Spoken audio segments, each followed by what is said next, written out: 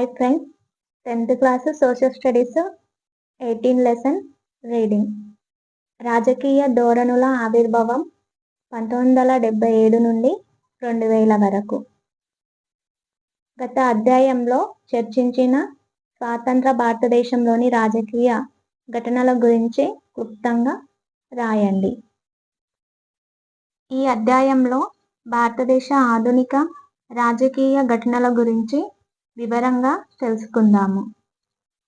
ఈ ఘటనలు అంశాలలో అనేకము దేశ రాజకీయ ముఖ చిత్రాన్ని తీవ్ర విభజనకు, పరస్పర విరుద్ధ భావాలకు లోను చేసింది. ఈ మార్పు వల్ల ఏ ఒక్క పార్టీ కూడా తనంతటా తాను ప్రభుత్వాన్ని ఏర్పాటు చేయలేకపోవడంతో వరుసగా అనేక సంకీర్ణ ప్రభుత్వాలు ఏర్పడ్డాయి. ఆర్థిక రంగంలో అభివృద్ధి విధానంలో ఈ కాలం ప్రధాన మార్పులను తెచ్చింది. మార్కెట్ ఆర్థిక విధానము, రాజకీయాల ప్రజాస్వామ్యము మధ్య ఘర్షణలు ఈ కాలంలో చోటు చేసుకోసాగాయి. ఇదే సమయంలో మత, కుల భేదాలకు కొత్తగా రంగు పులిమి వాటిని రాజకీయ సమీకరణకు ఉపయోగించుకున్నాయి. ఈ సమకాలీన అంశాలు రాజ్యాంగంలోని మౌలిక విలువలైన ప్రజాస్వామ్యం, దేశ ఐక్యత, సమగ్రత, సామాజిక ఆర్థిక మార్పులను ఎలా ప్రభావితం చేస్తున్నాయో ఈ అధ్యాయంలో చూద్దాము. ఈ కాలంలోని ఘటనలపై విద్యార్థులకు, ఉపాధ్యాయులకు తమ నమ్మకాలను బట్టి తమ సొంత దృక్పథాలు ఉంటాయి. అయితే ఇతరుల దృక్పథాలను అర్థం చేసుకోవాలి. ఇతరులు నొచ్చుకోకుండా తమ అభిప్రాయాన్ని వెల్లడించాలి. ఈ అధ్యాయంలో చర్చించిన పరిణామాలు ప్రజాస్వామిక సంస్థల స్వభావము, భవిష్యత్పై ముఖ్యమైన ప్రభావాన్ని చూపిస్తాయి. వాటి వివిధ కోణాలను అర్థం చేసుకోవటానికి ప్రయత్నిద్దాము. మన ప్రజాస్వామ్య పరిపక్వత ఈ చర్చలను ఎలా నిర్వచించాము అన్న దానిపై ఆధారపడి ఉంటుంది. అత్యవసర పరిస్థితి ముగింపు. మొరార్జీ దేశాయి, చరణ్ సింగ్ల కింద జనతా పార్టీ ప్రభుత్వాల ఏర్పాటు 1977. ఇందిరాగాంధీ నేతృత్వంలో కాంగ్రెస్ ప్రభుత్వం ఏర్పాటు 1980. టీడీపీ ఏర్పాటు 1982. ఆపరేషన్ బ్లూ స్టార్, ఇందిరాగాంధీ హత్య 1984. పంజాబుపై హెచ్ఎస్ లంగోవాల్తోనూ, అస్సాంపై ఏఏఎస్యుతోనూ రాజీవ్ గాంధీ ఒప్పందాలు 1985. మిజో నేషనల్ ఫ్రంట్తో ఒప్పందం 1986.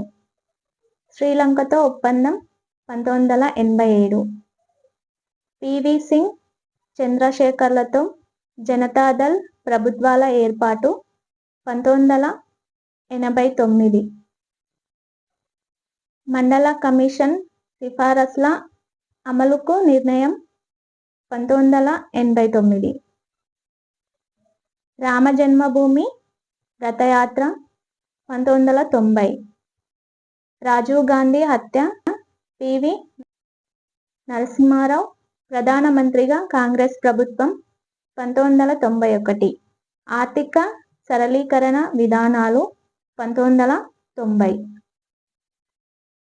బాబ్రీ మసీద్ కూల్చివేత 1992.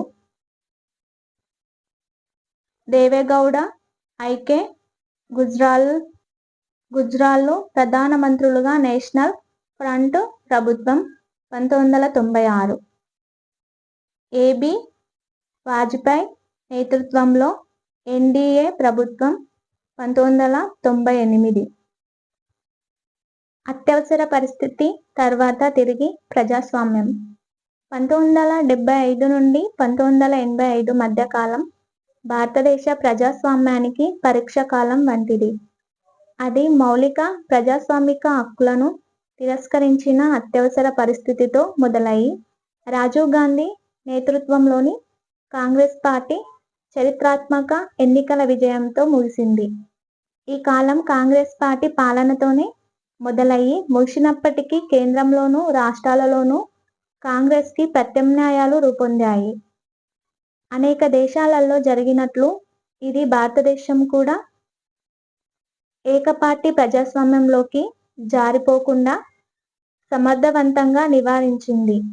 పోటీదారు ప్రత్యామ్నాయాలు ఏర్పడటంతో భారతీయ ఓటర్లకు ఎంచుకోవడానికి అవకాశం లభించింది. దీనివల్ల రాష్ట్రస్థాయి, జాతీయ రాజకీయాలలో విభిన్న రాజకీయ దృక్పథాలకు, వర్గ ప్రయోజనాలకు అవకాశం లభించింది. సోషలిస్టులు, హిందూ జాతీయతావాదులు, కమ్యూనిస్టుల వంటి రాజకీయ దృక్పథాలు రైతులు, దళితులు, వెనుకబడిన కులాలు, ప్రాంతాల వారి వర్గ ప్రయోజనాలు కూడా ముందుకొచ్చి తమ హక్కుల కోసం పోరాడసాగాయి. ఇదే సమయంలో పర్యావరణ ఉద్యమం, స్త్రీవాద ఉద్యమం, పౌర హక్కుల ఉద్యమం, సాహిత్య ఉద్యమం వంటి అనేక రాజకీయేతర ఉద్యమాలు మొదలయ్యి సామాజిక మార్పునకు బలమైన చోదక శక్తిగా మారాయి. వీటిలోని కొన్ని అంశాలను మరింత వివరంగా చూద్దాము. పలు పార్టీల ప్రజాస్వామ్యంతో పోలిస్తే ఏకపార్టీ ప్రజాస్వామ్యం మెరుగైన ప్రత్యామ్నాయంగా ఉండేదా? నిరసన మార్పులకు సంబంధించి సామాజిక ఉద్యమాలకు అనువైన పరిస్థితులను పలు పార్టీల ప్రజాస్వామ్యం ఎలా దోహదం చేస్తుంది? 1977 ఎన్నికలు అత్యవసర పరిస్థితికి ముగింపు. 1977 జనవరిలో ఎన్నికలను ప్రకటించినప్పుడు అందరూ ఆశ్చర్యానికి లోనయ్యారు. ఎన్నికలు జరుగుతాయని ఎవరూ ఆశించలేదు. రాజకీయ ఖైదీలందరినీ కూడా ఇందిరాగాంధీ విడుదల చేశారు. దీనితో పాటు స్వేచ్ఛగా తిరగటం, ప్రచారం చేయటం, సమావేశం నిర్వహించటం వంటి వాటి మీది నిషేధం ఉన్న ప్రాంతాలలో నియంత్రణలను తొలగించారు. కాంగ్రెస్కి వ్యతిరేకంగా అన్ని ప్రధాన ప్రతిపక్ష పార్టీలు కలిసి పోటీ చేయాలని నిర్ణయించాయి. కాంగ్రెస్ ఓ స్వతంత్ర పార్టీ, భారతీయ జనసంఘ్, భారతీయ లోక్దళ్, సోషలిస్టు పార్టీలు విలీనమయ్యి జనతా పార్టీగా ఏర్పడాలని నిర్ణయించాయి. జగ్జీవన్ రామ్ వంటి ముఖ్యమైన కాంగ్రెస్ నేతలు ఆ పార్టీని వీడి కాంగ్రెస్ వ్యతిరేక వేదికలో చేరారు. ఇతర ప్రధాన ప్రతిపక్ష పార్టీలైన డిఎంకే, ఎస్ఏడి, సిపిఐఎం వంటివి తమ ఉనికిని కొనసాగించాలని, అయితే కాంగ్రెస్ వ్యతిరేక వేదికలో జనతా పార్టీకి మద్దతు ఇవ్వాలని నిర్ణయించుకున్నాయి. కాంగ్రెస్ వ్యతిరేక అత్యవసర పరిస్థితి వ్యతిరేక పార్టీలు అన్నీ ఒక తాటి కిందకు వచ్చి ఎన్నికలలో పోటీ చేయటంలో జయప్రకాశ్ నారాయణ్, ఆచార్య జెబి కృపలాని వంటి సీనియర్ నాయకులు ముఖ్య పాత్ర పోషించారు. సామాజిక రాజకీయ అంశాలపై ఈ పార్టీలలో కొన్నిటికి పూర్తి విరుద్ధ భావాలు ఉన్నాయన్న విషయాన్ని ఇక్కడ గుర్తు ఉంచుకోవాలి.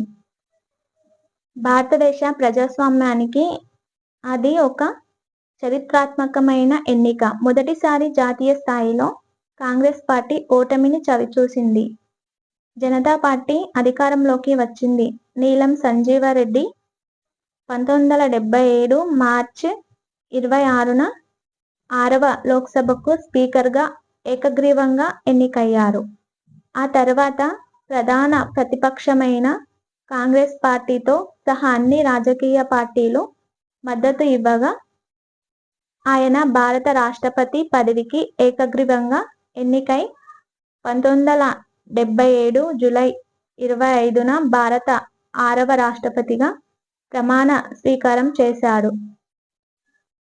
గొప్ప రాజనీతివేత్తలు అవలంబించిన ఉన్నత ప్రమాణాలతో కూడిన వ్యక్తిగా జీవితాలను అంగీకరిస్తూ వారికి ప్రభుత్వ కార్యాలయాల్లో ప్రాధాన్యత ఇవ్వడం అనేది సాంప్రదాయక పార్టీ రాజకీయాల్లో వచ్చిన ఒక మలుపు అని చెప్పవచ్చు.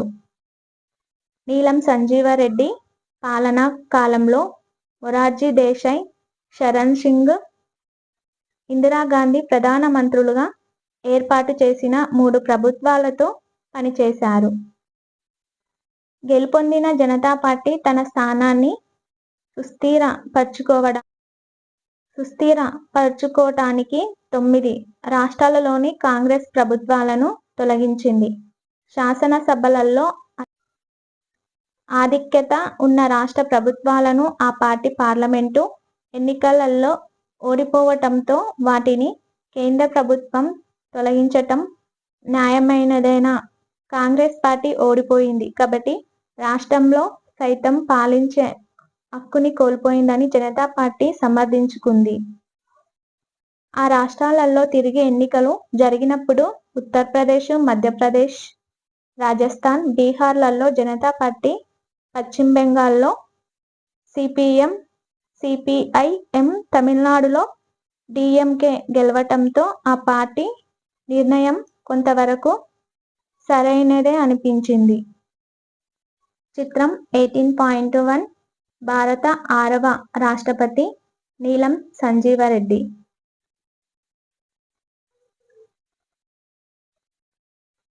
1970లలో కొన్ని ప్రతిపక్ష రాజకీయ పార్టీలు బిఎల్డి, భారతీయ లోక్దళ్, భారతీయ రైతులపై ప్రత్యేక శ్రద్ధ అవసరం అన్న సోషలిస్టులతో ఏర్పడిన పార్టీ ప్రధానంగా ఉత్తరప్రదేశ్లో ఉంది. కాంగ్రెస్ ఓ. ఇందిరాగాంధీ విధానాలను వ్యతిరేకించిన కాంగ్రెస్లోని సాంప్రదాయవాద వర్గం. సిపిఐఎం, భారతీయ కమ్యూనిస్టు పార్టీ, మార్క్సిస్టు, జాతీయ స్థాయి ఉన్న పార్టీ. పెను భూ సంస్కరణలకు, కార్మిక సంఘాలు, సోషలిస్టు విధానాలకు కృషి చేస్తున్న పార్టీ. డిఎంకే, ద్రావిడ మన్నెట్ర కజగం, ప్రధానంగా తమిళనాడులో ఉన్న పార్టీ. రాష్ట్రాలకు మరిన్ని అధికారాలు, స్వయం ప్రతిపత్తి కోరే పార్టీ. జనసంఘ్, హిందూ జాతీయతావాదీ పార్టీ, ప్రధానంగా ఉత్తరాది రాష్ట్రాలకు పరిమితమై ఉంది. ఎస్ఏడి, శిరోమణి అకాలీదళ్, పంజాబ్కి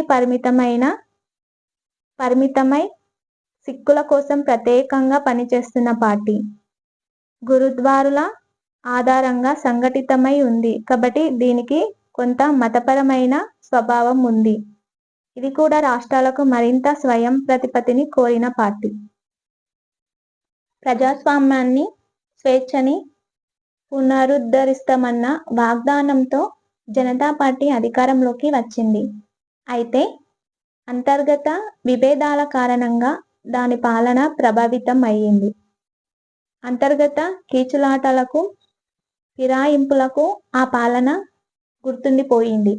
పార్టీలో అంతర్గత కుమ్ములాటల వల్ల 3 సంవత్సరాల లోపే ప్రభుత్వం పడిపోయి 1980లో తాజా ఎన్నికల నిర్వహణకు దారితీసింది. 1980లో కాంగ్రెస్ తిరిగి అధికారంలోకి వచ్చింది. వెంటనే 9 రాష్ట్రాలలోని కాంగ్రెసేతర జనతా ప్రభుత్వాలను రద్దు చేసి జనతా పార్టీ రీతిలోనే కాంగ్రెస్ ప్రభుత్వం స్పందించింది. తమిళనాడు, పశ్చిమ బెంగాల్లో మినహాయించి మిగిలిన అన్ని రాష్ట్రాలలో కాంగ్రెస్ విజయం సాధించింది. జనతా పార్టీ, కాంగ్రెస్ ప్రభుత్వ చర్యలు సమైక్య సూత్రాలను బలహీనపరిచి కేంద్రీకృత చర్యలకు మద్దతునిచ్చాయి. దీనితో పాటు దేశ సమైక్యతకు కొన్ని తీవ్రమైన సవాళ్లు ఎదురయ్యాయి. అనేక రాష్ట్రాల ప్రజలు పరాయీకరణ భావనకు లోనై కేంద్రం నుంచి మరింత స్వయం ప్రతిపత్తిని, కొన్ని భారతదేశం నుంచి విడిపోవటాన్ని కోరుకున్నాయి. జాతీయ స్థాయిలో మరింత నిర్ణయాత్మకమైన పాత్ర, మరింత ఆర్థిక స్వయం ప్రతిపత్తి, రాష్ట్ర విషయాల్లో జోక్యం చేసుకోకపోవటం, గవర్నర్ అధికారాల దుర్వినియోగం, ఇష్టమొచ్చినట్లు రాష్ట్రపతి పాలన విధించటం వంటి అంశాలతో కాంగ్రెసేతర ప్రాంతీయ రాజకీయ పార్టీలు ఎస్ఏడి, డిఎంకే వంటివి ఒక వేదికగా ఏర్పడ్డాయి. ప్రాంతీయ ఆకాంక్షల ఆవిర్భావం. భారతదేశంలోని విభిన్న ప్రాంతాల్లో మరింత స్వయం ప్రతిపత్తి కోసం జరిగిన 3 ఉద్యమాలను పరిశీలిద్దాము. ఇవి ఆంధ్రప్రదేశ్, అస్సాం, పంజాబ్. వీటి మధ్య పోలికలు, తేడాలు గుర్తించండి. స్వయం ప్రతిపత్తికి సంబంధించి 3 రకాల ధోరణులకు ఇవి ప్రాతినిధ్యం వహిస్తాయి. చిత్రం 18.2 మొదటి కాంగ్రెసేతర ప్రధానమంత్రి అయిన మొరార్జీ దేశాయి. రాష్ట్రపతి పాలన.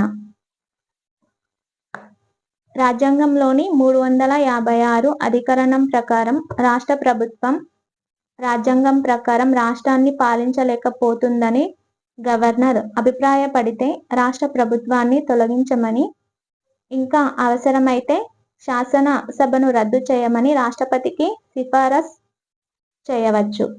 అప్పుడు ప్రధానమంత్రి సలహాతో రాష్ట్ర ప్రభుత్వాన్ని రాష్ట్రపతి తొలగించి పాలనా బాధ్యతలను చేపట్టమని రాష్ట్ర గవర్నర్ను కోరవచ్చు. దీనికి సంబంధించి ఖచ్చితమైన మార్గదర్శకాలు రాజ్యాంగంలో లేనందున అనేక కేంద్ర ప్రభుత్వాలు తరచుగా 356వ అధికరణాన్ని రాష్ట్ర ప్రభుత్వంలో అధికారంలో ఉన్న ఇతర ప్రతిపక్ష పార్టీలను వేధించటానికి, తొలగించటానికి దుర్వినియోగపరిచేవి. కేంద్ర ప్రభుత్వం 356 అధికరణాన్ని ప్రయోగించటానికి 1994లో సుప్రీంకోర్టు ఇచ్చిన కీలకమైన తీర్పులో ఖచ్చితమైన నిర్ణయాలను పేర్కొంది. అప్పటి నుంచి ఈ అధికారాన్ని దుర్వినియోగపరచటం అరుదైంది. రాష్ట్రాలలో వేరే రాజకీయ పార్టీలకు చెందిన ప్రభుత్వాలు ఉన్నప్పుడు కేంద్ర ప్రభుత్వం వాటిని తొలగించిన సందర్భాలు అనేకం ఉన్నాయి. ప్రజాస్వామిక సూత్రాలకు ఇది ఎలా భంగం కలిగిస్తుందో చర్చించండి. ఆంధ్రప్రదేశ్. ఉమ్మడి ఆంధ్రప్రదేశ్లో ముఖ్యమంత్రులను కేంద్ర కాంగ్రెస్ నాయకత్వం తరచుగా మారుస్తుండటం, పైనుంచి నాయకులను రుద్దటం ఇక్కడి ప్రజలకు నచ్చలేదు. జాతీయ కాంగ్రెస్ నాయకత్వం నుంచి ఆంధ్రప్రదేశ్ నాయకత్వానికి తగినంత గౌరవం లభించటం లేదని, తెలుగు ప్రజల ఆత్మ గౌరవానికి అవమానం జరిగిందని భావించసాగారు. జన ఆదరణ ఉన్న సినీ నటుడైన ఎన్టీ రామారావు ఎన్టీఆర్ ఈ అంశాన్ని చేపట్టాడు. 1982లో తన 60వ పుట్టిన రోజునాడు తెలుగుదేశం పార్టీ తెదేపాని స్థాపించాడు. తెలుగువారి ఆత్మగౌరవం కోసం తెదేపా కృషి చేస్తుందని అతడు చెప్పాడు. రాష్ట్రాన్ని కాంగ్రెస్ పార్టీ కింది స్థాయి కార్యాలయంగా పరిగణించటానికి వీలు లేదని అతడు వాదించాడు. పేదలకు 2 రూపాయలకు కిలో బియ్యం, ప్రభుత్వ పాఠశాలల్లో మధ్యాహ్న భోజన పథకం, మద్యపాన నిషేధం వంటి పేదల సంక్షేమ పథకాలను కూడా అతడు ప్రకటించాడు. ఈ జనాకర్షక చర్యల వల్ల 1982 ఎన్నికలలో తెదేపా ఘన విజయం సాధించింది. అయితే అతడు 1984లో ఆపరేషన్ కోసమని అమెరికాకు వెళ్ళినప్పుడు గవర్నర్ అతడి ప్రభుత్వాన్ని బర్తరఫ్ చేశాడు. తెదేపా నుంచి కాంగ్రెస్కి పార్టీ ఫిరాయించిన ఎన్. భాస్కరరావుని ముఖ్యమంత్రిగా గవర్నర్ ఆహ్వానించాడు. అమెరికా నుంచి తిరిగి వచ్చిన తర్వాత ఎన్టీఆర్ గవర్నర్ చర్యను సవాలు చేసి శాసన సభ్యులలో మెజారిటీ మద్దతు తనకే ఉందని నిరూపించాడు. 1 నెల రోజుల ప్రజా ఉద్యమం తర్వాత కేంద్ర ప్రభుత్వం కొత్త గవర్నర్ను నియమించింది.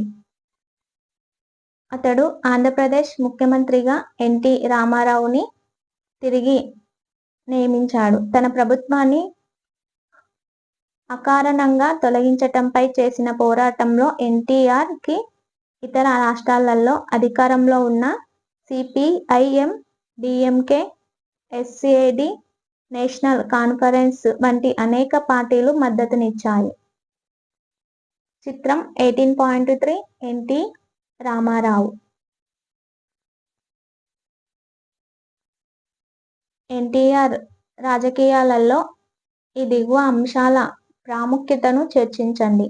సినీ హీరోగా ఉన్న నేపథ్యం, రాష్ట్ర ఆత్మగౌరవం కోసం పోరాటం, పేదలకు జనాకర్షక సంక్షేమ పథకాలు, ఇతర ప్రాంతీయ పార్టీలతో సంబంధాలు. అస్సోం ఉద్యమం, స్వయం ప్రతిపత్తికి ఇదే రకమైన కానీ ఇంకా బలమైన ఉద్యమం అస్సాంలో జరుగుతుంది. అస్సాంలో అస్సామీ భాష కాకుండా బెంగాలీ భాష కూడా ఎక్కువగా మాట్లాడుతారు. బ్రిటిష్ పాలన నాటి నుంచి రాష్ట్ర పరిపాలనలోని కింది మధ్యస్థాయి ఉద్యోగాలలో బెంగాలీలు ఉండేవాళ్ళు.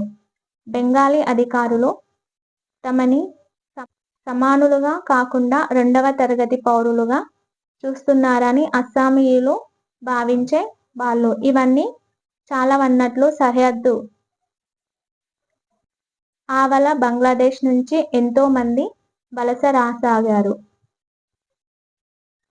పొరుగు దేశంలో రాజకీయ అస్థిరత లేదా ప్రకృతి వైపరీత్యం సంభవించినప్పుడు వేలాది ప్రజలు రాష్ట్రంలోకి వలస వచ్చి స్థానికులకు ఇబ్బంది కలిగించసాగారు.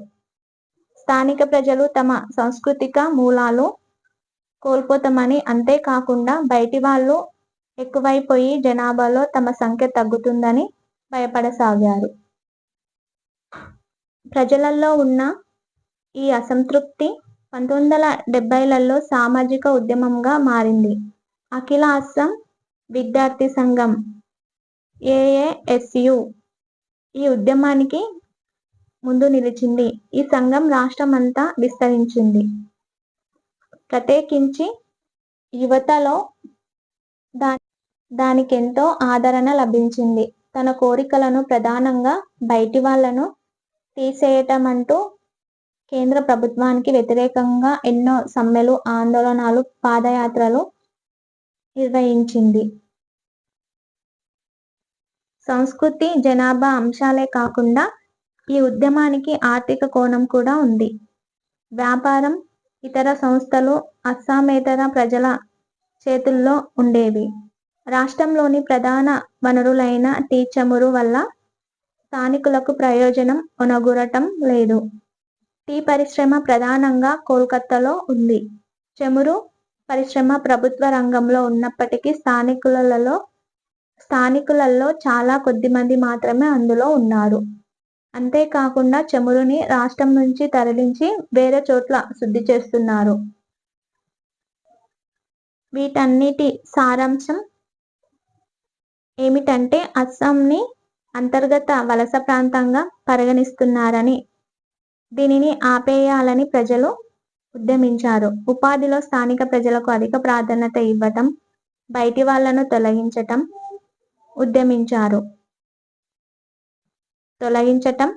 వనరులను స్థానిక ప్రజల ప్రయోజనం కోసం వినియోగించటం అన్నవి ప్రధాన కోరికలు. ఈ కోరికలు ప్రజల్లో మతపరమైన భేదాలను సృష్టించాయి. ఎందుకంటే పొరుగు దేశం నుంచి వచ్చిన బయటి వాళ్లలో ఎక్కువ మంది ముస్లింలు ఉన్నారు. ఉద్యమం బెంగాలీ వ్యతిరేక పశ్చిమ బెంగాల్లో వామపక్ష ప్రభుత్వం అధికారంలో ఉంది. అస్సామేతర ప్రజల పట్ల వ్యతిరేకత అంతిమంగా భారతదేశ వ్యతిరేకతను సంతరించుకోవటంతో పరిస్థితులు విషమించాయి. హింస, అల్లర్లు తీవ్ర రూపం దాల్చటంతో కేంద్ర ప్రభుత్వం దీనిపై దృష్టి పెట్టాల్సి వచ్చింది. ఆందోళనకారులు, కేంద్ర ప్రభుత్వం మధ్య 3 సంవత్సరాల చర్చల తర్వాత ఒక ఒప్పందానికి వచ్చారు. 1984లో రాజీవ్ గాంధీ చొరవతో కేంద్ర ప్రభుత్వం, AASU ఈ ఒప్పందంపై సంతకాలు చేశాయి. తిరిగి సాధారణ పరిస్థితులు నెలకొనేలా దోహదపడటానికి రాష్ట్రంలోని కాంగ్రెస్ ప్రభుత్వం ఇంకా తన పదవీకాలం ఉండగానే ఉదారంగా దిగిపోయి ఎన్నికలకు అవకాశం కల్పించింది. ఈ ఎన్నికలలో అస్సాం గణ పరిషత్ AGP AASUకి అనుబంధంగా ఏర్పడిన పార్టీ అధికారంలోకి వచ్చింది. అయితే ఈ రాజకీయ మార్పు వల్ల ఈ ఉద్యమానికి కారణమైన దీర్ఘకాలిక సమస్యలు పరిష్కారం కాలేదు. దౌత్య కారణాలు, భౌగోళిక కారణాల వల్ల, కొండలు, నదులు ఉండటం వల్ల అంతటా కంచె వేయటం సాధ్యం కాదు. బంగ్లాదేశ్తో సరిహద్దును మూసివేయటం సాధ్యం కాలేదు. ఎప్పుడో వచ్చి స్థిరపడిన బెంగాలీలను, తాజాగా వలస వచ్చిన వాళ్లను గుర్తించటం సాధ్యం కాలేదు. వలస వచ్చిన వాళ్లను వెనక్కి పంపించటం సాధ్యం కాలేదు. అదే సమయంలో అస్తిత్వ మూలాలకు అధిక ప్రాధాన్యతను ఇవ్వటంతో అస్సాంలో బోడోలు, ఖాసీలు, మిజోలు, కర్బీలు వంటి తెగలపై వ్యతిరేక ప్రభావం పడింది. వీళ్లలో అనేకులు తమకు కూడా స్వయం ప్రతిపత్తి కావాలని అడగసాగారు. వాళ్ళు తమ హక్కులను, కోరికలను చాచటం మొదలుపెట్టి తమ ప్రాంతాల నుంచి బయటి వాళ్లను తరిమేయాలనుకుంటున్నారు. దీంతో అస్సాంలోని పలు ప్రాంతాలలో అల్పసంఖ్యాక తెగల ప్రజలను బలవంతంగా ఖాళీ చేయటానికి పూనుకున్నారు. ఒక తెగ హింసాత్మక చర్యలను ఎదుర్కోవటానికి ప్రభుత్వం తరచూ రెండవ తెగను రెచ్చగొట్టటం లేదా ఆయుధాలు సమకూర్చటం వంటివి చేసింది. దీంతో ఘర్షణలు పరిష్కరించటానికి బదులుగా అవి కొనసాగటానికే ప్రభుత్వం దోహదపడింది. ఘర్షణలు తగ్గించి శాంతిని నెలకొల్పటానికి ఈ ప్రాంతాలలో సాయుధ బలగాలను కేంద్ర ప్రభుత్వం పెద్ద ఎత్తున నియమించసాగింది. ఈశాన్య ప్రాంతంలో సాయుధ దళాలను ప్రయోగించటానికి 3 అంశాలు కారణమయ్యాయి. మొదటిది, ఇది చైనా, బర్మా, ప్రస్తుతం మయన్మార్, బంగ్లాదేశ్లతో సన్నిహిత సరిహద్దు ప్రాంతంగా ఉండటం. రెండవది, తిరుగుబాటు బృందాలు తరచూ భారతదేశం నుంచి విడిపోవాలని కోరుకోవటం. మూడవది, అల్పసంఖ్యాక వర్గాలపై తిరుగుబాటు బృందాలు పెద్ద ఎత్తున హింసాత్మక దాడులకు పాల్పడటం. భారతదేశ సైనిక దళాలు ఈ సమస్యాత్మక ప్రాంతంలోకి ప్రవేశించటంతో పౌర హక్కులు స్వేచ్ఛ రద్దయ్యాయి. సైన్యానికి అసాధారణ అధికారాలు కట్టబెట్టారు. ఈ ప్రాంతంలో శాంతిని నెలకొల్పటానికి ఇదొక్కటే మార్గమని ప్రభుత్వం భావించింది. బెంగాలీలు, అస్సామీల మధ్య మొదలైన ఈ సమస్య సున్నితంగా తయారయి సంక్లిష్ట అంతర్జాతి ఘర్షణలకు దారితీసింది. జాతి అస్తిత్వాలు, జాతుల సమస్య వంటి వాటిలో సంకుచిత దృష్టి సత్వర పరిష్కారాలు కాకుండా విశాల దృక్పథంతో చూడాల్సిన అవసరం ఉంది. ఆంధ్రప్రదేశ్లో ఎన్టీఆర్ ఉద్యమానికి, అసోం ఉద్యమానికి పోలికలు, తేడాలు ఏమిటి? ఈ అంశాలపై మీ తరగతిలో చర్చ నిర్వహించండి. ఒక ప్రాంతంలో ఒకే సమూహానికి చెందిన ప్రజలు ఉండాలి. అన్ని ఉద్యోగాలు, అన్ని వ్యాపారాలు ఆ సమూహానికి చెందిన ప్రజల చేతుల్లోనే ఉండాలి. లేదా భారతదేశ ప్రజలందరూ ఒక ప్రాంతం నుంచి మరొక ప్రాంతానికి స్వేచ్ఛగా వెళ్ళగలగాలి. తాము ఎంచుకున్న ప్రాంతంలో స్థిరపడటానికి, పనిచేయటానికి అవకాశం ఉండాలి. ప్రజలు స్వేచ్ఛగా సంచరించే విధానం ఉంటే బయటి నుంచి వచ్చిన ధనిక, శక్తిమంతులైన వాళ్ళు భూమి వనరులు మొత్తాన్ని కొనేసి అసలు ఆ ప్రాంతంలోని వాళ్లను పేదలు, నిర్భాగ్యులుగా మిగుల్స్తారా? పంజాబ్ ఆందోళన. భారతదేశానికి ఇంకో వైపున పంజాబ్ రాష్ట్రంలో స్వయం ప్రతిపత్తికి మరొక ఉద్యమం రూపుదిద్దుకుంది. ఇక్కడ కూడా అత్యధిక శాతం ప్రజలు మాట్లాడే భాష, మతము ఆధారంగా ప్రజల సమీకరణ జరిగింది. ఇక్కడ కూడా దేశ అభివృద్ధిలో రాష్ట్రం పాత్రను విస్మరిస్తున్నారన్నదే పంజాబ్ ఆరోపణ. రాష్ట్రం ఏర్పడినప్పుడు తమకు అన్యాయం జరిగిందని వాళ్ళు భావిస్తున్నారు. రాజధాని నగరమైన చండీగఢ్ కేంద్రపాలిత ప్రాంతంగా కాక తమ రాష్ట్రానికే చెందాలని కోరసాగారు.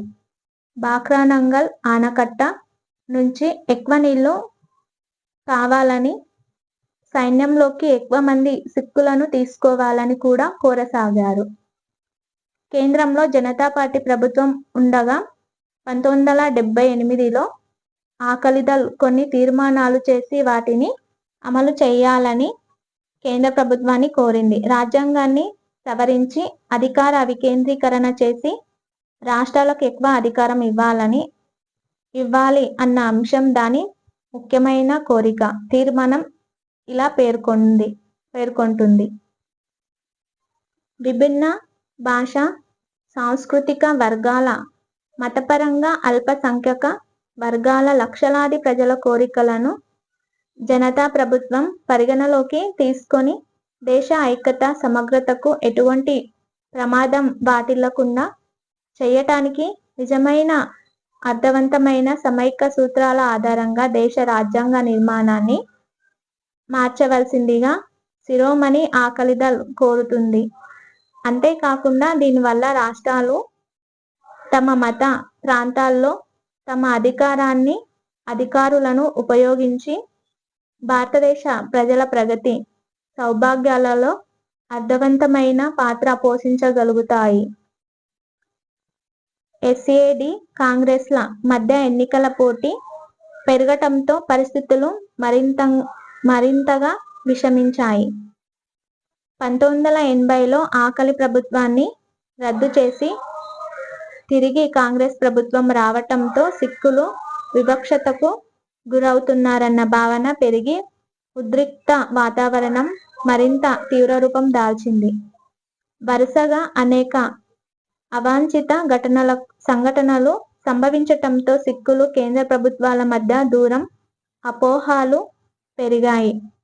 తీవ్రవాద సిక్కుల బృందానికి నాయకుడుగా ఉన్న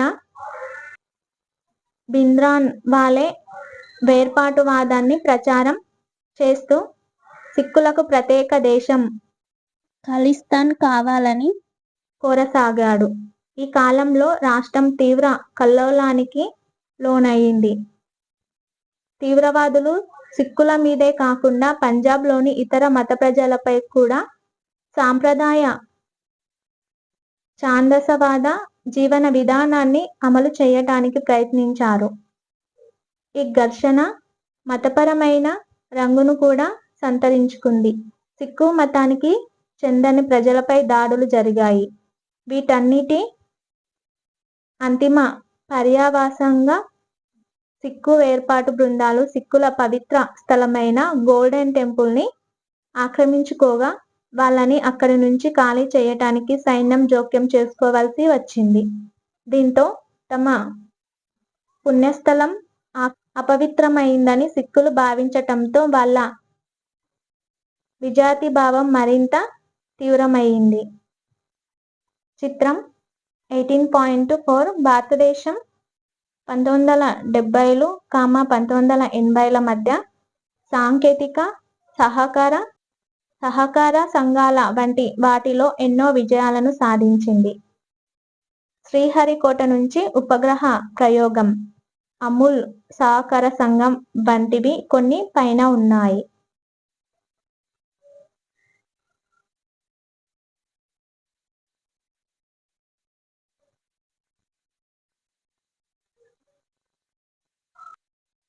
వీటన్నిటి కారణంగా 1984లో ప్రధానమంత్రి ఇందిరాగాంధీ హత్యకు గురైంది. దీని తర్వాత అల్లర్లు చెలరేగి ప్రత్యేకించి ఢిల్లీలో వేలాది మంది సిక్కులపై దాడులు చేసి వాళ్ళ ఆస్తులను విధ్వంసం చేసి హత్య చేశారు. ఈ హింసను ఆపటానికి పాలనా యంత్రాంగం స్పందించినట్లు అనిపించలేదు.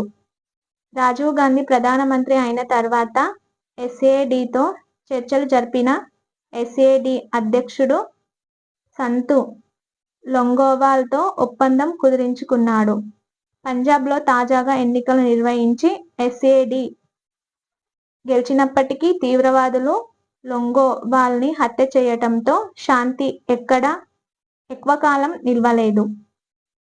1986లో ఏప్రిల్లో అకాల్ తఖ్త్ వద్ద సమావేశంలో ఖలిస్తాన్ను స్వతంత్ర దేశంగా ప్రకటించారు. స్వతంత్ర దేశం కోసం పోరాడుతున్నామన్న అనేక బృందాలు సాయుధ దళాలను ఏర్పరిచి తీవ్రవాద చర్యలకు పాల్పడసాగాయి. ఈ బృందాలకు పాకిస్తాన్ ప్రభుత్వం క్రియాశీలక మద్దతు ఇస్తుందని భారతదేశ ప్రభుత్వం పేర్కొనసాగింది. పంజాబ్లో ఒక దశాబ్ద కాలం పాటు హింస, ఘర్షణలు చోటు చేసుకున్నాయి. ఈ తిరుగుబాటు కాలంలో సిక్కు తీవ్రవాదులు పోలీసులతోనూ ఇతర మత బృందాలతోనూ తలపడ్డారు. తీవ్రవాదులు నిర్దేశించిన ప్రవర్తనను పాటించని జర్నలిస్టులు, రాజకీయ నాయకులు, కళాకారులు, కార్యకర్తలు హత్యలకు లోనయ్యారు. పౌరుల ప్రాణనష్టం పెద్ద ఎత్తున ఉండేలా విచక్షణ రహిత దాడులకు పాల్పడ్డారు. రైళ్లను పట్టాలు తప్పించటం, మార్కెట్లు, రెస్టారెంట్లు, పంజాబ్, ఢిల్లీ మధ్య పౌరులుండే ప్రాంతాలలో బాంబు పేలుళ్లు వంటి చర్యలు చేపట్టారు. ఒక 1991 సంవత్సరంలోనే 1000 మంది దాకా చనిపోయారు. నిధుల సేకరణకు తీవ్రవాదులు పెద్ద ఎత్తున అపహరణలకు, బలవంతపు వసూళ్లకు పాల్పడసాగారు. వీటన్నిటి ఫలితంగా తీవ్రవాదులు సిక్కులతో సహా పంజాబీ ప్రజలకు దూరం కాసాగారు. కాలక్రమంలో పోలీసు చర్యలు తీవ్రవాద నడి విచారగా ప్రజల సానుభూతి కోల్పోయిన నేపథ్యంలో 1990ల చివరి నాటికి అంతిమంగా పంజాబ్లో శాంతి విలసిల్లింది. అయితే పంజాబ్లో తీవ్రవాదాన్ని అణిచివేయటానికి ప్రభుత్వం చాలా తీవ్ర పద్ధతులను ఉపయోగించింది. వీటిలో అనేకం పౌరుల రాజ్యాంగ హక్కులకు భంగం కలిగించాయని భావించారు.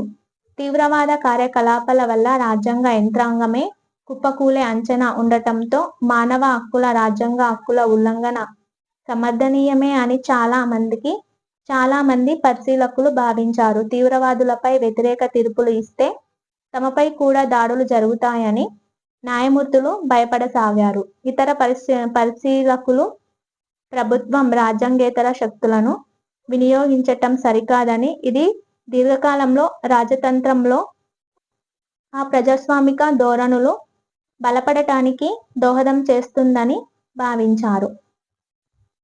సిక్కులు వేర్పాటువాదం, తీవ్రవాదాలను ప్రేరేపించటంలో 1984లో ఢిల్లీలో చోటు చేసుకున్న సిక్కు వ్యతిరేక అల్లర్ల పాత్ర ఏమిటి? అస్సాం, పంజాబ్ ఉద్యమాల మధ్య పోలికలు, తేడాలను పేర్కొనండి. మన రాజకీయ వ్యవస్థకు అవి ఎటువంటి సవాళ్లను విసిరాయి? ఈ రెండు సమస్యలతో ప్రభుత్వం వ్యవహరించిన తీరు మన ప్రజాస్వామిక రాజ్యతంత్రాన్ని బలపరిచిందా, బలహీనపరిచిందా? చిత్రం 18.5 రాజీవ్ గాంధీ కాలంలో కొత్త చర్యలు. చిత్రం 18.6 కొత్త ఢిల్లీ టెలిఫోన్ ఎక్స్చేంజ్లో పనిచేస్తున్న ఆపరేటర్లు 1990లలోని చిత్రం.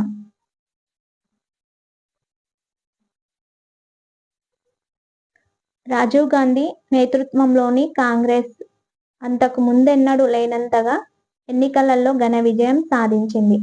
రాజీవ్ గాంధీ పంజాబ్, అస్సాం, మిజోరంలలో పొరుగు దేశమైన శ్రీలంకలో కూడా శాంతి ప్రక్రియలు మొదలుపెట్టాడు. శ్రీలంకలో ఘర్షణ పడుతున్న ఇరుపక్షాల మధ్య వేర్పాటువాద తమిళులు శ్రీలంక ప్రభుత్వం శాంతి నెలకొల్పటానికి భారతదేశం తన సైన్యాన్ని పంపించింది. అయితే దీనికి అటు తమిళులు, ఇటు శ్రీలంక ప్రభుత్వం అంగీకరించకపోవటం వల్ల ఇదొక దుస్సాహ చర్యగా పరిణమించింది. అంతిమంగా భారతదేశం తన సైన్యాన్ని 1989లో వెనక్కి తీసుకుంది. దేశంలో అభివృద్ధిపై దృష్టి పెట్టినప్పటికీ అది నిజమైన లబ్ధిదారులకు చేరటం లేదని రాజీవ్ గాంధీ గుర్తించాడు. ప్రఖ్యాతిగాంచిన ఒక ఉపన్యాసంలో పేదల కోసం ఖర్చు పెడుతున్న ప్రతి రూపాయిలో 15 పైసలు కూడా వారిని చేరటం లేదని రాజీవ్ గాంధీ అన్నాడు. అభివృద్ధికి వ్యయం ఎంతగానో పెరిగినప్పటికీ పేదల పరిస్థితి మాత్రం అలాగే ఉండిపోయింది. కారణం ఏమనగా విస్తరించిన అవినీతి మరియు ఇతర సమస్యలు. పేదరికం అంచులకు నెట్టబడిన పేద ప్రజలు, మహిళలు, దళితులు, గిరిజనులకు అభివృద్ధి ఫలాలు అందుబాటులో ఉండటం లేదు. పనులు జరుగుతున్న విధానంలో పెను మార్పులు తీసుకురావాలని కూడా అతడు గ్రహించాడు. ఇందుకు పంచాయతీరాజ్ సంస్థలను క్రియాశీలకంగా మలిచి పెద్ద సంఖ్యలో ప్రజలు పాలనలో భాగస్వాములు అయ్యేలా చేయటం మంచి పద్ధతని రాజీవ్ గాంధీ భావించాడు. అయితే ఇప్పుడు వెనకకి తిరిగి చూస్తే రాజీవ్ గాంధీ దేశానికి ఒనగూర్చిన శాశ్వత ప్రయోజనాలు ఏమిటి? తమ కోసం ఉద్దేశించిన పథకాల వల్ల పేద ప్రజలు తరచూ ఎందుకు ప్రయోజనం పొందటం లేదో తరగతిలో చర్చించండి. ఇటువంటి ప్రయోజనాలు నిజంగా పేదవాళ్లకు చేరాలంటే ఏ దీర్ఘకాల చర్యలు తీసుకోవాలి? మీ పాఠశాల విద్యార్థులకు అందవలసిన ప్రయోజనాల జాబితా తయారు చేయండి. ఇవి వాళ్లకు సరిగ్గా అందుతున్నాయా? తరగతి గదిలోనూ, బయట క్రీడా మైదానాల్లోనూ, ఇంటి వద్ద చర్చించండి. అయితే అనేక రాష్ట్ర ప్రభుత్వాలు, ప్రత్యేకించి ప్రతిపక్ష పార్టీలు అధికారంలో ఉన్న రాష్ట్రాలు ఇది తమ ద్వారా కాకుండా నేరుగా జిల్లాలకు చేరటానికి, తమ అధికారాలు తగ్గించటానికి ఉద్దేశించిన చర్యగా భావించారు. ఆర్థిక రంగంలో కూడా రాజీవ్ గాంధీ భిన్న పంథాన్ని అనుసరించటానికి ప్రయత్నించాడు. 1985లో అతడి ప్రభుత్వం ప్రవేశపెట్టిన మొదటి బడ్జెట్లో అమలులో ఉన్న కొన్ని నియంత్రణలను, పరిమితులను తొలగించి సరళీకృత ఆర్థిక విధానం వైపు పయనం మొదలుపెట్టాడు. ప్రపంచంలో ముందుకొస్తున్న కొత్త సాంకేతిక విజ్ఞానాలను, ప్రత్యేకించి కంప్యూటర్, టెలికమ్యూనికేషన్ సాంకేతిక విజ్ఞానాన్ని భారతదేశం అవలంబించాలని రాజీవ్ గాంధీ గట్టిగా నమ్మాడు. అతడు భారతదేశంలో టెలికాం విప్లవం అనబడుతున్న దానిని ఆరంభించాడు. ఉపగ్రహ సాంకేతిక విజ్ఞానంతో దేశంలో టెలిఫోనిక్ నెట్వర్క్ వేగంగా విస్తరించటానికి ఇది దోహదపడింది. మతతత్వం, ఉన్నత స్థానాలలో అవినీతి పెరుగుదల. దేశ విభజన సమయంలో గోరాల తర్వాత రాజకీయ రంగం నుంచి మతాన్ని దూరంగా ఉంచటానికి కొంత ప్రయత్నం జరిగింది. అయితే ఆ తర్వాత కాలం మత ధోరణి ఉన్న కొత్త రాజకీయ సమీకరణను చవిచూసింది. రాజకీయ ఉద్దేశాలకు మతాన్ని వాడుకోవటం ప్రభుత్వ పక్షపాత ధోరణి కారణంగా ప్రమాదకరమైన పరిణామాలకు దారితీసి దేశ ఐక్యత, సమగ్రతలనే ప్రశ్నార్థకంగా మార్చింది. ప్రధానమంత్రి క్షమాపణ. రాజ్యసభలో డాక్టర్ మన్మోహన్ సింగ్ ప్రకటన. 1984లో జరిగిన ఈ మహా జాతీయ విపత్తులో 4,000 మంది చంపబడ్డారు. ఒకే దేశంగా కలిసి పనిచేస్తున్న సందర్భంలో ఇటువంటి ఘోర విషాదాలు దేశంలో తిరిగి ఎన్నడూ జరగకుండా కొత్త దారులు కనుక్కోవటానికి ప్రయత్నించాలి. ఒక సిక్కు ప్రజలకే కాకుండా మొత్తం భారతదేశానికి క్షమాపణలు చెప్పటానికి నేను తటపటాయించను. ఎందుకంటే 1984లో జరిగింది మన రాజ్యాంగంలో పొందుపర్చిన దానికి, జాతి అన్న భావనకు పూర్తి వ్యతిరేకమైనది. మా ప్రభుత్వం తరపున, ప్రజలందరి తరపున ఇటువంటి ఘటన జరిగినందుకు నేను సిగ్గుతో తల వంచుకుంటున్నాను.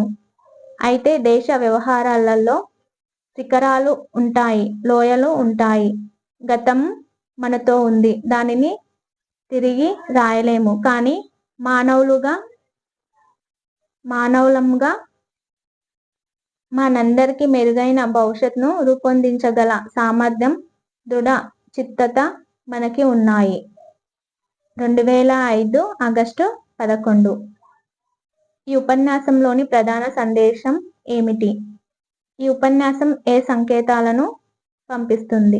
ప్రధానమంత్రి ఈ ఉపన్యాసం చేయటంలోని ప్రాముఖ్యత ఏమిటి? భర్త నుంచి విడాకులు పొందిన షబానో అన్న మహిళ వేసిన కేసులో 1985లో సుప్రీంకోర్టు ఆమె మాజీ భర్త ఆమెకు భరణం చెల్లించాలని తీర్పు ఇచ్చింది. ప్రగతిశీల ముస్లింలు ఈ తీర్పులను స్వాగతించారు. అయితే ఇతరులు ఈ తీర్పు ఇస్లామిక్ చట్టంలో జోక్యం చేసుకుంటుందని, దీనిని అనుమతిస్తే తమ మత జీవితంలో జోక్యం మరింత పెరుగుతుందని నిరసనలు చేపట్టారు.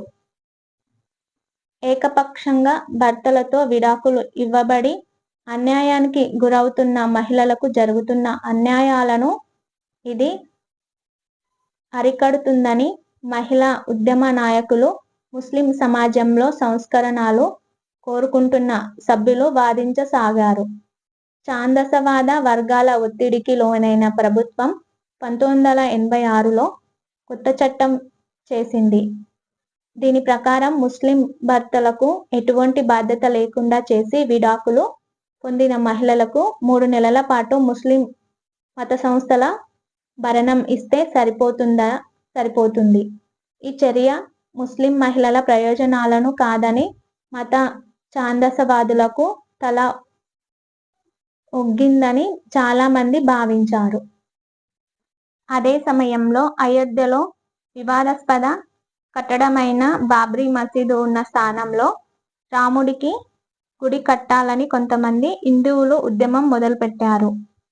అది రాముని జన్మస్థలం అని, అంతకుముందు అక్కడ ఉన్న గుడిని పడగొట్టి మసీదు కట్టారని వాళ్ళ వాదన. బాబ్రీ మసీదు నిర్వాహకులు ఇది నిజం కాదని, ఇది ముస్లింల ప్రార్థనా స్థలమని పేర్కొన్నారు. ఈ వివాదం కొంతకాలంగా సాగుతుంది. అంతిమ నిర్ణయం తీసుకునేదాకా సంవత్సరంలో ఒకరోజు తప్పించి మసీదును మూసి ఉంచాలని కోర్టు ఆదేశించింది. 1986లో కోర్టు తీర్పు ఇస్తూ మసీదుని సంవత్సరం పొడవునా తెరిచి ఉంచవచ్చని, హిందువులను రోజువారీ పూజలకు అనుమతించాలని ఆదేశించింది. కేంద్ర ప్రభుత్వం ఈ నిర్ణయాన్ని ఆమోదించినందువల్లే ఇది జరిగి ఉంటుందని చాలామంది అభిప్రాయపడ్డారు. మసీదుని గుడిగా మార్చాలనుకుంటున్న వాళ్ళు మరింత మంది ప్రజలను సమీకరించటానికి గుడిని తెరవటం సహకరించింది. రాజకీయ పార్టీలు ప్రజలలో తమ ఆదరణను కోల్పోతున్నాయని చాలామంది పరిశీలకులకు అనిపించసాగింది. అనేక అంశాలపై రాజకీయేతర నాయకత్వం కింద అనేక ప్రజా ఉద్యమాలు చెలరేగసాగాయి. మార్కెట్ కోసం ఉత్పత్తి చేస్తున్న రైతులు వ్యవసాయ ఉత్పత్తులకు మెరుగైన ధరల కోసం డీజిలు, రసాయనిక ఎరువులు, విద్యుత్ వంటి ఉత్పాదకాలపై సబ్సిడీల కోసం పోరాడసాగారు. ఉత్తరప్రదేశ్, హర్యానాలోని రైతులు మహేంద్ర సింగ్ తికాయత్ నేతృత్వంలో పోరాటం చేస్తుండగా, మహారాష్ట్రలోని రైతులు శరద్ జోషి నాయకత్వంలో పోరాడసాగారు. అనేక రాష్ట్రాలలో ఆనకట్టలు, గనుల వంటి అభివృద్ధి పథకాల వల్ల నిర్వాసితులవుతున్న గిరిజనులు, రైతులు అనేక రాష్ట్రాలలో ఉద్యమించసాగారు. జనాదరణ కోల్పోతున్న జాతీయ రాజకీయ పార్టీలు ఎన్నికలలో మద్దతు కోసం హిందూ, ముస్లిం మత భావనలకు తల ఒగ్గసాగారని పరిశీలకులు భావించసాగారు. అయితే దీనివల్ల దేశ లౌకిక స్ఫూర్తి దెబ్బతిని తర్వాత దశాబ్దంలో మత తత్వ రాజకీయాలకు అవకాశం కల్పించింది. ఇదే సమయంలో భారతీయ సైన్యానికి శతాగ్నులు సరఫరా చేసిన సిడ్విష్ ఉత్పత్తుదారుల ద్వారా అనేక మంది నాయకులకు ప్రత్యక్షంగా, పరోక్షంగా ముడుపులు ముట్టాయని ఆరోపణలు వచ్చాయి. ఈ ఆరోపణలు ఖచ్చితంగా నిరూపించబడకపోయినప్పటికీ మంత్రివర్గంలోని మాజీ మంత్రులైన పివి సింగ్ వంటి కొంతమంది నాయకత్వంలో బలమైన ఉద్యమం సాగింది. ఆ తర్వాత 1989లో జరిగిన ఎన్నికలలో కాంగ్రెసేతర రాజకీయ శక్తులకు పరిపాలన, రాజకీయ రంగాలలో అవినీతి అన్నది ప్రధాన ప్రచార అంశం అయ్యింది. తమ మధ్య విభేదాలతో సంబంధం లేకుండా కాంగ్రెసేతర రాజకీయ పార్టీలు ఏకం కావటంతో కాంగ్రెస్కి గెలవటం కష్టమైపోయింది. అన్నిటికంటే ఎక్కువ సీట్లు కాంగ్రెస్కే వచ్చినప్పటికీ అది ఒంటరిగా ప్రభుత్వాన్ని ఏర్పాటు చేసే స్థితిలో లేదు. పివి సింగ్ నేతృత్వంలోని జనతాదళ్ మొదటి సంకీర్ణ ప్రభుత్వం ఏర్పడింది. సంకీర్ణ రాజకీయాల శకం. చిత్రం 18.7 పివి సింగ్ 1990ల కాలంలో స్వాతంత్ర అనంతర భారతదేశంలో చాలా కీలకమైన మార్పులు చోటు చేసుకున్నాయి. పోటీతో కూడిన బహుళ పార్టీ వ్యవస్థకు మారటంతో మెజారిటీ స్థానాలు గెలిచి సొంతంగా ప్రభుత్వాన్ని ఏర్పాటు చేసే స్థితి ఏ ఒక్క పార్టీకి లేదు. 1989 నుంచి జాతీయ స్థాయిలో ఏర్పడిన ప్రభుత్వాలన్నీ సంకీర్ణ మైనారిటీ ప్రభుత్వాలే. కేంద్రంలో ప్రభుత్వాన్ని ఏర్పాటు చేయటానికి అనేక జాతీయ ప్రాంతీయ పార్టీలు కలవవలసి వచ్చేది. దీనర్థం అనేక పార్టీల రాజకీయ సిద్ధాంతాలను కార్యక్రమాలను కలుపుకొని కనీస ఒప్పందాలకు రావాల్సి వచ్చేది. దాంతో ఏ ఒక్క పార్టీ తన పూర్తి పంతాను కొనసాగించటానికి వీలులేక కొంతవరకు తగ్గించుకోవాల్సి వచ్చేది. దీనివల్ల రాజకీయాలు విధానాలలో అనేక దృష్టికోణాల పట్ల కేంద్ర ప్రభుత్వాలు సున్నితత్వంతో వ్యవహరించవలసి వచ్చింది. అదే సమయంలో దీనివల్ల ఎంతో అస్థిరత కూడా నెలకొంది. చిన్న పార్టీలు కూడా తమ మద్దతు ఉపసంహరించుకుంటే ప్రభుత్వం పడిపోతుంది కాబట్టి ఎక్కువ ప్రయోజనాలు రాబట్టుకోవటానికి ప్రయత్నించాయి. కొన్నిసార్లు దీనివల్ల విధాన పక్షపాతం కూడా సంభవించేది. అంటే ఏదో ఒక భాగస్వామి మద్దతు ఉపసంహరించుకుంటుందన్న భయంతో తీవ్ర మార్పులను తెచ్చే విధానాలను అమలు చేయటానికి సంకీర్ణ ప్రభుత్వం భయపడేది. తొలి సంకీర్ణ ప్రభుత్వాలు చాలా అస్థిరంగా ఉండి వాటి పూర్తికాలం కొనసాగించలేకపోయాయి. తర్వాతి సంకీర్ణ ప్రభుత్వాలు కనీస ఉమ్మడి కార్యక్రమాలు, సమన్వయ సంఘాలు వంటి పలు విధానాల ద్వారా భాగస్వాముల మధ్య మరింత అవగాహన కలిగించగలిగాయి. ఫలితంగా బీజేపీ నేతృత్వంలోని national Democratic alliance NDA, Congress నేతృత్వంలోని యునైటెడ్ ప్రోగ్రెసివ్ అలయన్స్ యూపీఏ లాంటి సంకీర్ణ ప్రభుత్వాలు తమ పూర్తి కాలం పదవిలో కొనసాగాయి. అంతేకాకుండా యూపీఏ సంకీర్ణ ప్రభుత్వం తిరిగి ఎన్నికయింది. సంకీర్ణ రాజకీయాల వల్ల ప్రభుత్వం బలహీనపడిందని కొంతమంది భావిస్తుండగా దానివల్ల ఏ ఒక్క పార్టీ తన విధానాన్ని దేశం మీద రుద్దకుండా చేసిందని కొంతమంది భావిస్తారు. దీనిని ఉదాహరణలతో చర్చించండి. పశ్చిమ బెంగాల్లో వామపక్ష ప్రభుత్వం. వామపక్ష రాజకీయ పార్టీలైన భారత Communist Party, CPI, Forward Bloc Revolutionary Socialist Party, భారత కమ్యూనిస్టు పార్టీ, మార్క్సిస్ట్ సిపిఎం వంటివి 1977లో పశ్చిమ బెంగాల్ రాష్ట్ర ఎన్నికలలో గెలిచి సిపిఎంకి చెందిన జ్యోతి బసు నాయకత్వంలో వామపక్ష ప్రభుత్వాన్ని ఏర్పాటు చేశాయి. రాష్ట్రంలో అసంపూర్తిగా ఉండిపోయిన భూ సంస్కరణలను అది ముందుగా చేపట్టింది. జూన్ 1978లో పశ్చిమ బెంగాల్ ప్రభుత్వం కౌలుదారుల పేర్లను నమోదు చేసి వాళ్ళ హక్కులను కాపాడటానికి ఆపరేషన్ బర్గ్ చేపట్టింది. కౌలుదారులను బెంగాలీలో బర్గుదారులు అంటారు. వీళ్ళు భూస్వాముల భూములను సాగు చేస్తూ పంటలో అధిక భాగం వాళ్ళకి కౌలుగా చెల్లిస్తూ ఉండేవాళ్ళు.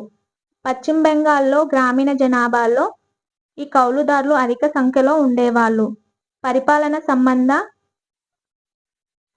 ఆలస్యాలు, భూస్వామ్య వర్గాల పెత్తనం లేకుండా ఉండటానికి పంచాయతీరాజు సంస్థలు కౌలుదారుల ఉమ్మడి కార్యాచరణపై ఆపరేషన్ బర్గ్ ఆధారపడింది. అధికారులు గ్రామంలో గ్రామాలలో సమావేశాలు నిర్వహించి వివిధ పాత్రధారులు చెప్పేది వినేవాళ్ళు. ఆ వెంటనే కౌలుదారుల జాబితా తయారు చేసి భూస్వాముల సమక్షంలో సరిచూసేవాళ్ళు.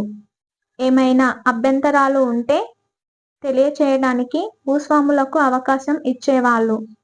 అక్కడికక్కడే కౌలుదారుల పేర్లు నమోదు చేసి అన్ని చట్టసంబంధ కాగితాలు తయారు చేసి వెంటనే పంచిపెట్టేవాళ్ళు.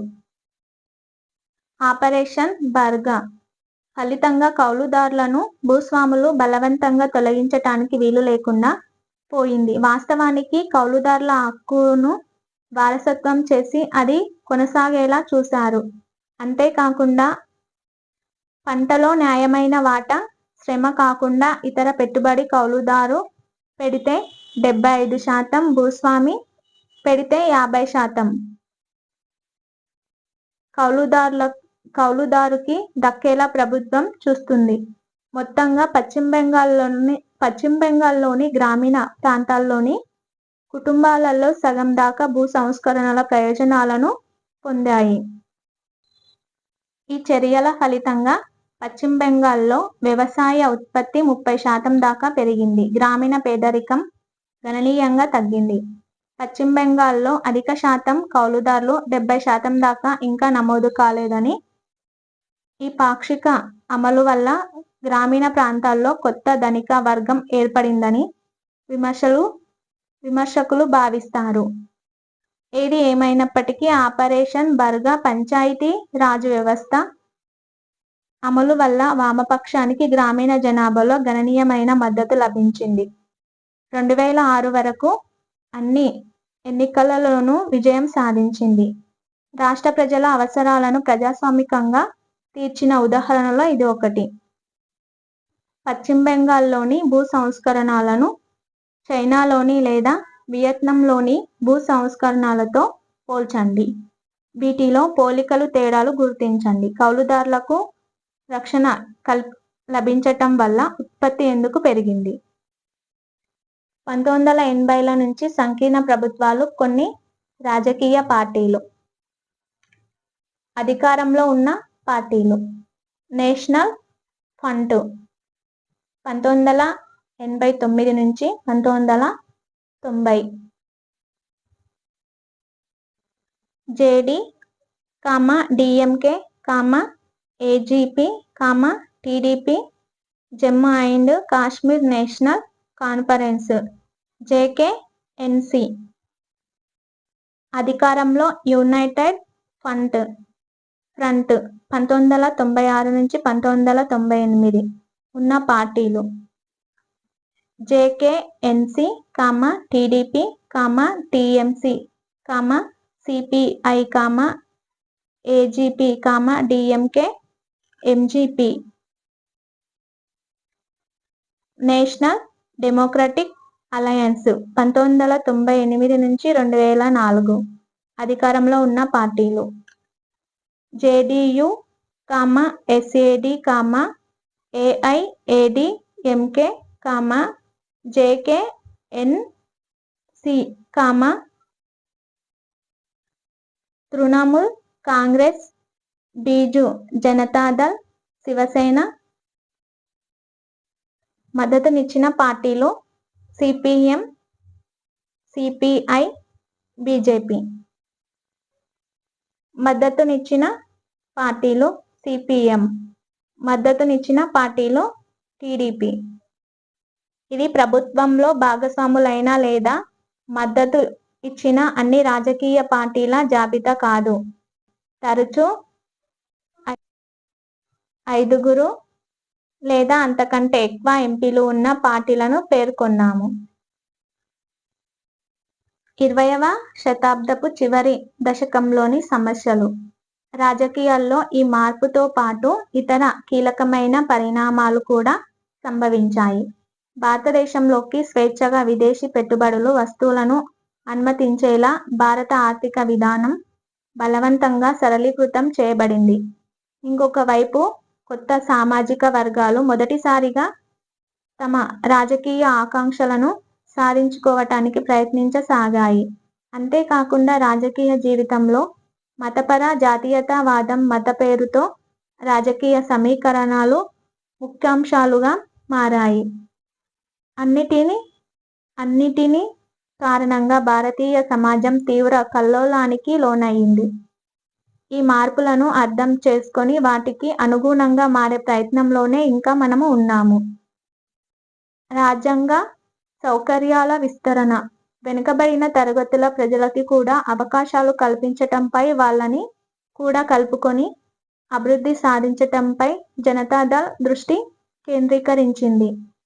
ప్రభుత్వ ఉద్యోగులలోనూ, విద్యా సదుపాయాలలోనూ ఇతర వెనుకబడిన తరగతులకు, ఓబీసీలకు రిజర్వేషన్లు ఉండాలని సిఫారసు చేసిన మండల్ కమిషన్ నివేదికను నేషనల్ ఫ్రంట్ ప్రభుత్వం వెలికి తీసింది. ఈ కమిషన్ గుర్తించిన సామాజికంగా, విద్యాపరంగా వెనుకబడిన తరగతులకు ప్రభుత్వ ఉద్యోగులలో 27% రిజర్వేషన్లు కల్పించామన్న మండల కమిషన్ ముఖ్యమైన సిఫారసును అమలు చేస్తున్నట్టు పీవీ సింగ్ ప్రభుత్వం ప్రకటించింది. ఈ ఆదేశాలతో అనేక నిరసనలు ప్రత్యేకించి ఉత్తర భారతదేశంలో చెలరేగాయి. దక్షిణాదిన అప్పటికే అనేక రాష్ట్రాలు ఓబీసీలకు అధిక శాతం రిజర్వేషన్లను అమలు చేస్తున్నాయి. పీవీ సింగ్ ప్రభుత్వం ఈ నిర్ణయం పట్ల అనేక ఇతర రాజకీయ పార్టీలు అనుకూలంగా లేవు. కానీ తాము జనాదరణ కోల్పోతామన్న భయంతో దాని పట్ల వ్యతిరేకతను ప్రకటించలేదు. గత 2 దశాబ్దాలలో ఓబీసీ కులాల్లో అనేకం సంపన్నులై తమ ఉనికిని చాటుకోవటానికి ప్రయత్నిస్తుండటమే దీనికి కారణం. వాళ్ళు ప్రత్యేకంగా భూ సంస్కరణలు, హరిత విప్లవం ద్వారా లాభపడ్డారు. అయితే విద్యలోనూ, ప్రభుత్వ ఉద్యోగులలోనూ, రాజకీయాల్లో సైతం తమకు తగినంత ప్రాతినిధ్యం లేదని భావించసాగారు. ఈ రంగాలలో ఇప్పుడు వీళ్ళు తమ వాటా కోరసాగారు. మండల్ కమిషన్ సిఫారసులను అమలు చేయటం ద్వారా పీవీ సింగ్ ప్రభుత్వం వాళ్ళ కోరికను తీర్చింది. క్రమేపీ పరిపాలన విధానం కుల సమస్యలకు, ప్రత్యేకించి తక్కువ కులాల వాళ్ళు ఎదుర్కొంటున్న సమస్యలకు మరింత సున్నితంగా స్పందించసాగింది. పంచాయతీరాజ్ అండ్ 73వ, 74వ సవరణ, స్థానిక స్వపరిపాలనకు రాజ్యాంగ గుర్తింపునిస్తూ 1992వ సంవత్సరంలో పీవీ నరసింహారావు ప్రభుత్వం రాజ్యాంగ సవరణ చేసింది. 73వ రాజ్యాంగ సవరణ గ్రామస్థాయిలో స్థానిక స్వపరిపాలన ప్రభుత్వాలను కల్పించగా, 74వ రాజ్యాంగ సవరణ పట్టణ, నగరాలకు వాటి స్థాయిలో ప్రభుత్వాలను సార్వత్రిక వయోజన ఓటింగ్ ద్వారా మొట్టమొదటిసారి ఎన్నుకున్నారు. మొత్తం స్థానాలలో 1/3 1/3 స్థానాలను స్త్రీలకు కేటాయించారు. షెడ్యూల్ కులాలు, షెడ్యూల్ జాతులకు కూడా కొన్ని స్థానాలను రిజర్వ్ చేశారు. రాష్ట్ర ప్రభుత్వాల అభిప్రాయాలను గౌరవిస్తూ స్థానిక స్వపరిపాలన ప్రభుత్వాలకు ఉండే విధులు, అధికారాలను రాష్ట్ర ప్రభుత్వాల నిర్ణయానికి వదిలిపెట్టారు. అందువలన దేశవ్యాప్తంగా పనిచేసే స్థానిక స్వపరిపాలన ప్రభుత్వాల అధికారాల్లో తేడాలుంటాయి. దళితుల ప్రయోజనాలకు ప్రాతినిధ్యం వహిస్తున్నామనే బహుజన సమాజ్ పార్టీ, పైకెదుగుతున్న జట్టు యాదవుల వంటి కులాలకు ప్రాతినిధ్యం వహించే ప్రాంతీయ పార్టీలు భారతదేశ రాజకీయాలలో ముఖ్య పాత్ర పోషించసాగాయి. రాజకీయాలు, మత వినియోగం, దేశంలో జాతీయతా భావం ఆధారంగా దేశాన్ని నిర్మించాలన్న రాజకీయ ధోరణికి భారతీయ జనతా పార్టీ నేతృత్వం వహిస్తుంది. ప్రజాస్వామ్యం, లౌకికవాదం వంటివి పాశ్చాత్య భావాలని, ఇవి సరిపోవని, పురాతన భారతీయ సంస్కృతి నుంచి మనం నేర్చుకోవాలని ఈ పార్టీ విశ్వసిస్తుంది.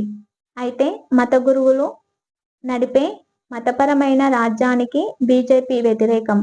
లౌకిక రాజ్యం అల్ప సంఖ్యాక వర్గాలకు మాత్రమే ప్రత్యేక సదుపాయాలు కల్పించడం కాకుండా దేశ ప్రజలందరినీ సమదృష్టితో చూస్తూ ఒకే పౌర చట్టాన్ని అమలు చేయాలని బీజేపీ లౌకికవాద స్వరూపం చర్చను ప్రారంభించింది.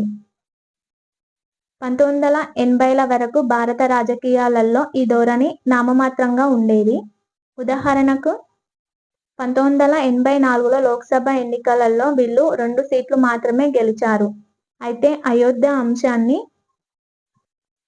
రాముడు పుట్టిన ప్రదేశమంటూ వివాదాస్పద మసీదు ఉన్న చోట గుడి కట్టడానికి ఉద్యమాన్ని చేపట్టడంతో బీజేపీకి ఆదరణ గణనీయంగా పెరిగింది. ఈ అంశాలకు మద్దతుగా బీజేపీ నాయకుడైన ఎల్కే అద్వానీ 1990లో సోమనాథ్ నుంచి అయోధ్య వరకు రథయాత్ర చేపట్టాడు.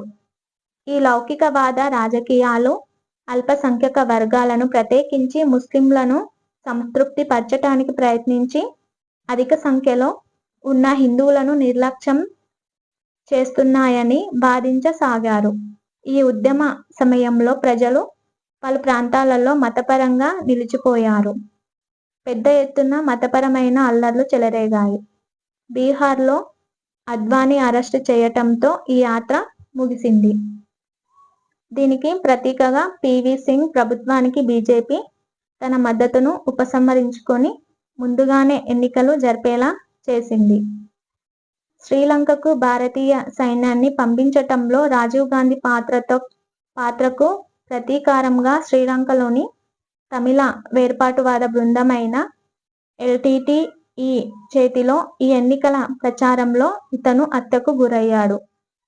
ఆ తర్వాత కురిసిన సానుభూతి వెల్లువలో కాంగ్రెస్ ప్రభుత్వం అధికారంలోకి వచ్చింది.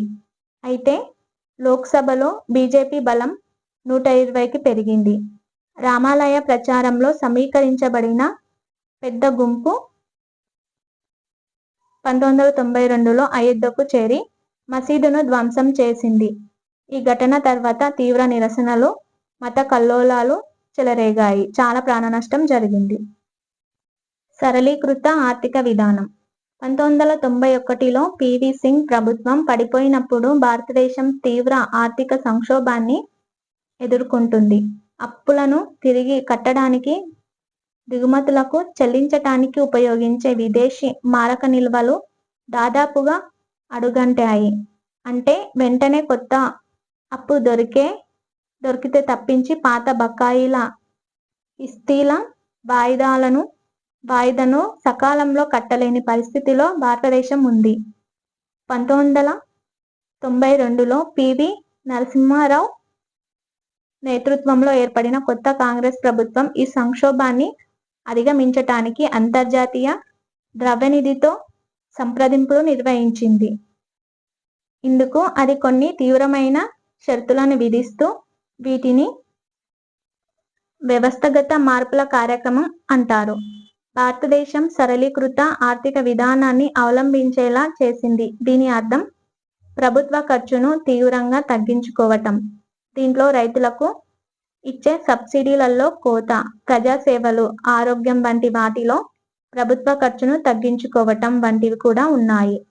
విదేశీ సరుకుల దిగుమతుల మీద పరిమితులను, పన్నులను తగ్గించుకోవటం.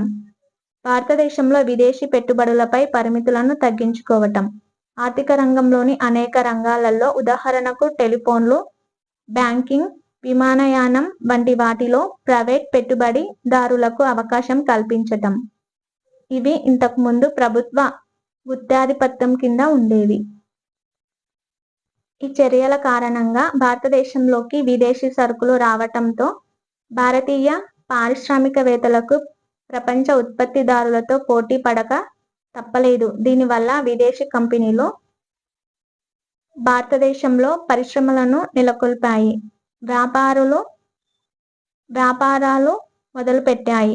అయితే ప్రభుత్వం ప్రజలకు ఇచ్చే సబ్సిడీలలో కోత విధించటం వల్ల చౌక విదేశీ సరుకులు వెలువడటంతో ఇక్కడ అనేక కర్మాగారాలు మూతపడటం వల్ల సాధారణ ప్రజలు ఎన్నో కష్టాలకు గురయ్యారు. విద్య, ఆరోగ్యం, రవాణా వంటి అనేక ప్రభుత్వ సదుపాయాల ప్రైవేటీకరణకు కూడా ఇది దారి తీయటంతో ఈ సేవలు అందించే ప్రైవేట్ వ్యక్తులకు ప్రజలు పెద్ద మొత్తంలో డబ్బులు రుసుము చెల్లించాల్సి వస్తుంది. 20వ శతాబ్దం ముగింపులో భారతదేశం ప్రపంచ మార్కెట్లోకి లాగబడింది. ఈ భారతదేశంలో ఒకవైపున జనాభాలోని వివిధ వర్గాల గొంతులు వినిపించే ప్రజాస్వామ్యం విలసిల్లుతుంది. ఇంకొక వైపున ప్రజలను విభజించే మతపర రాజకీయ సమీకరణల వల్ల సామాజిక శాంతికి ముప్పు పొంచి ఉంది. 50 ఏళ్లకు పైగా అది కాలపరీక్షకు నిలబడింది. ఎంతో కొంత స్థిర ఆర్థిక పరిస్థితిని సాధించింది. ప్రజాస్వామిక రాజకీయాలు బలంగా వెల్లునుకున్నాయి.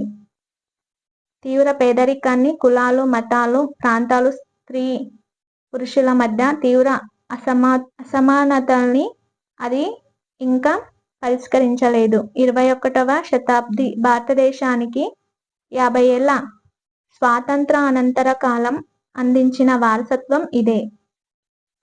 చిత్రం 18.8 పివి నరసింహారావు. చిత్రం 18.9 హెచ్డి దేవెగౌడ. చిత్రం 18.10 ఏబి వాజ్పేయి.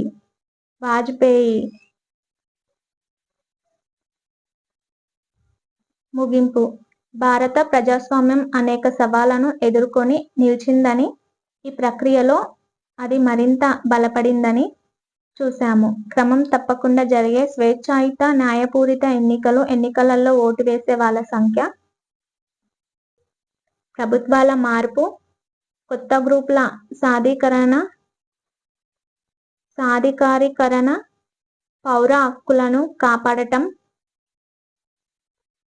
వంటి అనేక విషయాలలో భారత ప్రజాస్వామ్యం విజయవంతమైందని చెప్పవచ్చు. అయితే శతాబ్దపు అంచులో భారత ప్రజాస్వామ్యం గురించి అనేక ప్రశ్నలు కూడా లేవనెత్తాయి. దీర్ఘకాలం ప్రజాస్వామిక దేశంగా ఉన్నప్పటికీ అధిక శాతం పౌరుల సంక్షేమాన్ని భారతదేశం ఎందుకు సాధించలేకపోయింది? అభివృద్ధి ప్రక్రియ లేవనెత్తిన పరస్పర విరుద్ధ కోరికల కారణంగా ఉత్పన్నమయ్యే ఒత్తిడిని అది ఎలా ఎదుర్కొంటుంది? పాదుకొని ఉన్న సామాజిక, ఆర్థిక అసమానతలను ప్రజాస్వామిక భారతదేశం ఎందుకు తగ్గించలేకపోయింది? రానున్న సంవత్సరాలలో ఈ సమస్యలను భారతదేశం ఎదుర్కోవాలి. భారతదేశం ఇది చేయగలుగుతుందని మీరు అనుకుంటున్నారా? కీలక పదాలు: ప్రాంతీయ ఆకాంక్షలు, సంకీర్ణ ప్రభుత్వాలు, మతతత్వ వాదం, అధిక సంఖ్యక వర్గం, అల్పసంఖ్యక వర్గం. ఓకే ఫ్రెండ్స్, ఈ వీడియోలో ఏమైనా మిస్టేక్స్ ఉంటే కామెంట్ చేయండి. ఈ వీడియో మీకు నచ్చినట్లయితే లైక్ చేసి మీ ఫ్రెండ్స్కి షేర్ చేయండి. అలాగే ఈ ఛానల్ని సబ్స్క్రైబ్ చేసుకోండి. ఈ వీడియోస్ ఏదైనా పని చేసుకుంటా కానీ వినవచ్చు. ఇలా వినడం వల్ల మనం మర్చిపోయిన కొన్ని బిట్స్ మళ్ళీ గుర్తుంటాయి. రోజు వినడం వల్ల మర్చిపోవడానికి ఛాన్స్ ఉండదు. Okay, thank you friends.